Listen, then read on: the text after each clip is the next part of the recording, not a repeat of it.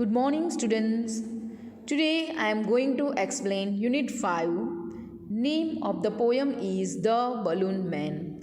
So, all of you open your English textbook and put your finger there wherever I read. सबको अपनी English की text book निकालनी है और मैं जहाँ पर भी रीड करती हूँ आप सबको आपकी फिंगर जो है वो वहाँ पर रखनी है. Okay. He always comes on a market days and holds balloons a lovely bunch, and in the market square he stays and never seems to think of lunch.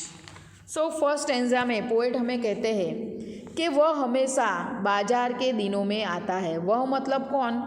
तो ये जो बलून मैन है वह हमेशा बाजार के दिनों में आता है और गुब्बारों का सुंदर गुच्छा पकड़े रहता है.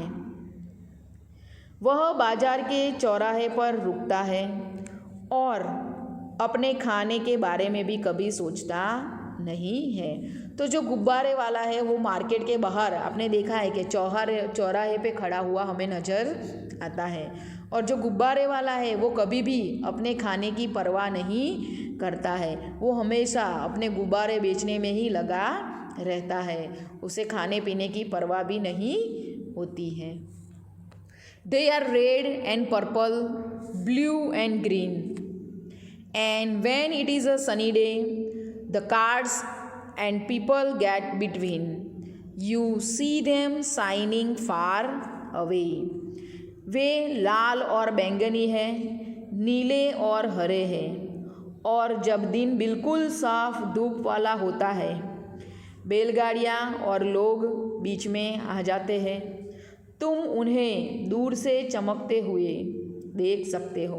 तो जो गुब्बारे वाला है उसके पास लाल रंग, नीला रंग और बैंगनी रंग के गुब्बारे हैं. आपने देखा होगा कि गुब्बारे वाले के पास अलग अलग कलर के गुब्बारे होते हैं, और जब धूप वाला दिन होता है और जब बहुत ही ट्रैफिक होता है तो जो गुब्बारे हैं वो दूर से बहुत ही चमकते हुए हमें नज़र आते हैं. ओके, आगे देखो. And some are big and some are small, all tied together with a string, and if there is a wind at all they tug like anything. तो गुब्बारे वाले के पास जो गुब्बारे हैं वो उसमें से कई गुब्बारे हैं वो बड़े हैं और कई गुब्बारे हैं वो छोटे होते हैं. तो हमने देखा है कि गुब्बारे वाले के पास अलग अलग साइज़ के गुब्बारे होते हैं और सभी एक धागे से एक साथ बंधे हुए होते हैं. आपने देखा यहाँ पर कि जो गुब्बारा है वो स्ट्रिंग यानी कि धागे से बंधे हुए हैं. यदि थोड़ी भी हवा बहती है तो वे इधर उधर खींचते हुए झटके देते रहते हैं, और गुब्बारा जो है वो हवा की वजह से यहाँ वहाँ फ्लाई करता है. अगर हम उसे छोड़ देंगे तो क्या होगा, वो पूरा ऊपर आसमान में उड़ जाएगा. इसलिए गुब्बारा वाला जो है वो उसे टाइट पकड़ के रखता है ताकि वो उड़ ना जाए. ओके, आगे देखो. Some day perhaps he will let them go, and we shall see them sailing high and stand and watch them from below. They would look pretty in the sky.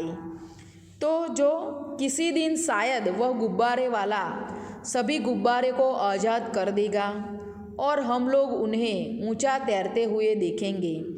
हम नीचे खड़े होकर उन्हें देखेंगे, वे आकाश में खूब सुंदर दिखाई देंगे.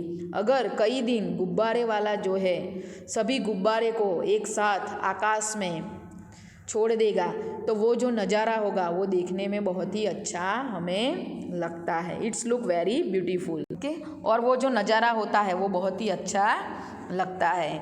आप कभी ट्राई करना. मोस्टली उत्तरायण के दिन आपने देखा होगा, मकर संक्रांति में जो छोटे बच्चे होते हैं वो क्या करते हैं, तो वो बड़े लोग जो होते हैं वो काइट फ्लाइंग करते हैं, लेकिन छोटे छोटे बच्चे हैं वो गुब्बारे को हवा में छोड़ देते हैं. तो जब बहुत सारे गुब्बारे एक साथ हमें ऐसे फ्लाई करते हुए दिखते हैं तो ये नज़ारा बहुत ही अच्छा हमें लगता है. And it's look very beautiful, एकदम प्रीटी हमें लगता है.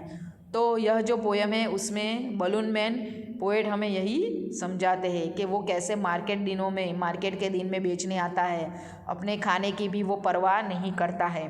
और गुब्बारे वाले के पास अलग अलग तरीके के कलर वाले अलग अलग साइज़ के गुब्बारे होते हैं और वो रस्सी से बंधे हुए होते हैं। तो यहाँ पर जो बच्चे हैं वो यह विश करते हैं, अगर गुब्बारे वाला ये गुब्बारे को छोड़ देंगे तो वो जो नज़ारा है वो देखने में बहुत ही अच्छा लगेगा। ओके, चलो आगे देखो। यहाँ पर क्वेश्चन आंसर है जो हम लास्ट में करेंगे। ये एक्सरसाइज हम करते हैं। Identify the words from the jumble letters and right the words in the space provided. यहाँ पर उल्टे पुल्टे वर्ड्स लिखे हुए हैं जिन्हें आपको सीधा करके लिखना है। ओके, सो फर्स्ट वर्ड जो है लिखा है यहाँ पर है बलून्स, BALLOONS,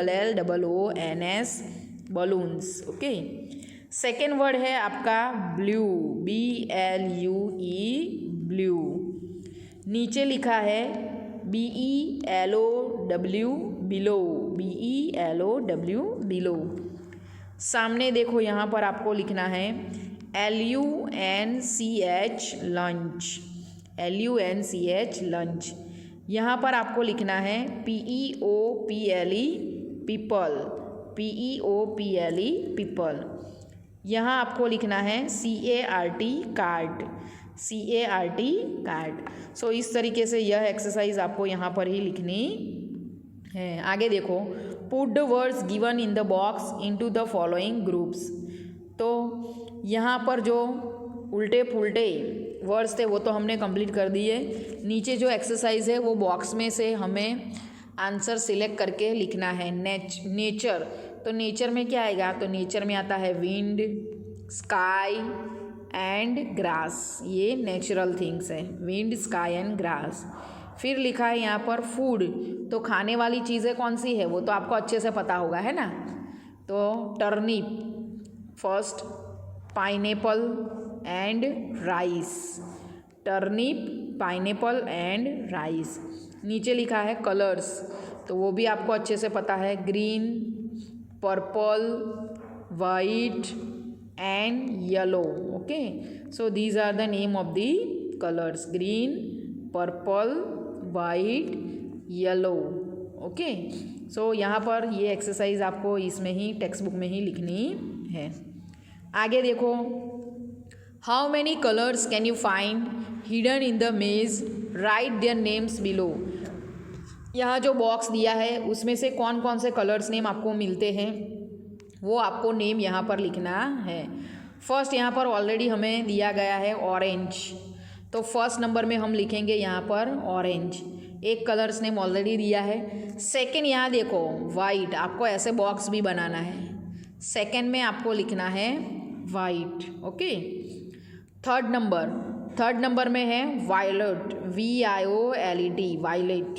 थर्ड नंबर में यहाँ पर VIOLET, वायलेट। फिर ब्राउन, BROWN, ब्राउन। 4 नंबर में हम लिखेंगे BROWN, ब्राउन। ओके, फिर 5 नंबर में ब्लैक, BLACK, ब्लैक। 5 नंबर में आपको लिखना है BLACK, ब्लैक। फिर नेक्स्ट कलर कौन सा बाकी रहा?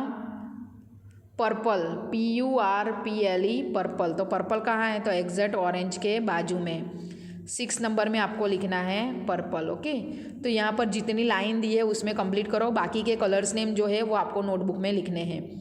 सारे कलर्स नेम आपको white, black, violet, orange, purple, yellow, pink, blue, red, brown, सब नेम ऑफ द कलर्स आपको आपकी इंग्लिश की नोटबुक में लिखना है। ओके, नीचे देखो यहाँ पर PINK, पिंक भी है, यहाँ पर BLUE, ब्लू भी है, ब्लू के बाजू में YLLOW, येलो भी है।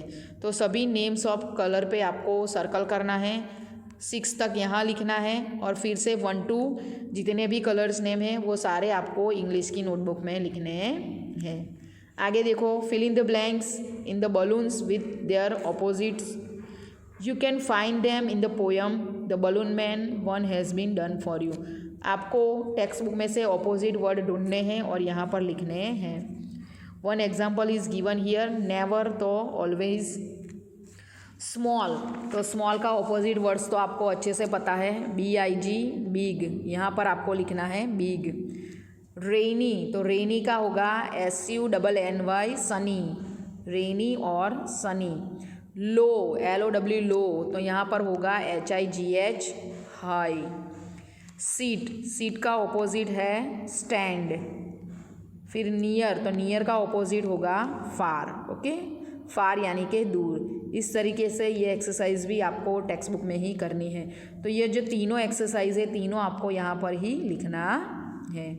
आगे देखो, यहाँ पर ये जो वर्ड्स है वो आपको रीड करने हैं, घर पे प्रैक्टिस करो। अब देखो क्वेश्चन आंसर, यह जो क्वेश्चन आंसर है वह आपको इंग्लिश की नोटबुक में अच्छे राइटिंग से लिखने हैं। क्वेश्चन आंसर आपको इंग्लिश की नोटबुक में लिखना है। First question, where does the balloon man stand? Where does the balloon man stand? तो बलून मैन जो है वो कहाँ पर खड़ा रहता है, गुब्बारे वाला? तो the balloon man stands at the market square. The balloon man stands at the market square. Question number 2, what happens to the balloons when there is a wind? What happens to the balloons when there is a wind? So answer, when there is a wind the balloon tug a lot. Means हवा होने पर गुब्बारे के साथ क्या होता है? तो गुब्बारा हवा में यहाँ वहाँ फ्लाई करता है, okay. Question number 3, what does the child like to see the balloon man do?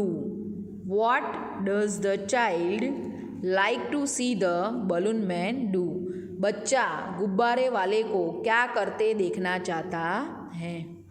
Answer, the child likes to see the balloon man setting all the balloons free in the sky.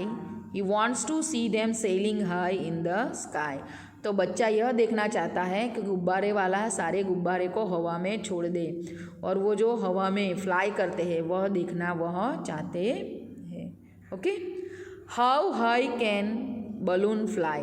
तो balloon कितना ऊंचा उड़ सकते हैं? तो balloons can fly quite high up in the depending upon the gas in them. मतलब balloons के अंदर जितनी गैस होती है उतना ऊपर वो फ्लाई करता है, okay. Next, what do you like about this poem? आपको यह पोएम के अंदर क्या अच्छा लगा? So the child is wishing to see all the balloons sailing high in the sky. I like this very much. तो जो लड़का विश करते हैं कि जो सारे बलून्स जो है वो हवा में सेल करें यानी कि फ्लाई करें, वो देखना जो नज़ारा है वो अच्छा लगता है, तो वो पार्ट हमें अच्छा लगा। तो सबकी जो चॉइस होती है वो अलग अलग होती है, okay. So question answer you have to write down in your English notebook. Rest of the exercise you have to write down in your English text book. बाकी की एक्सरसाइज आपको टेक्स्ट बुक में ही करनी है, ओके। Thank you students.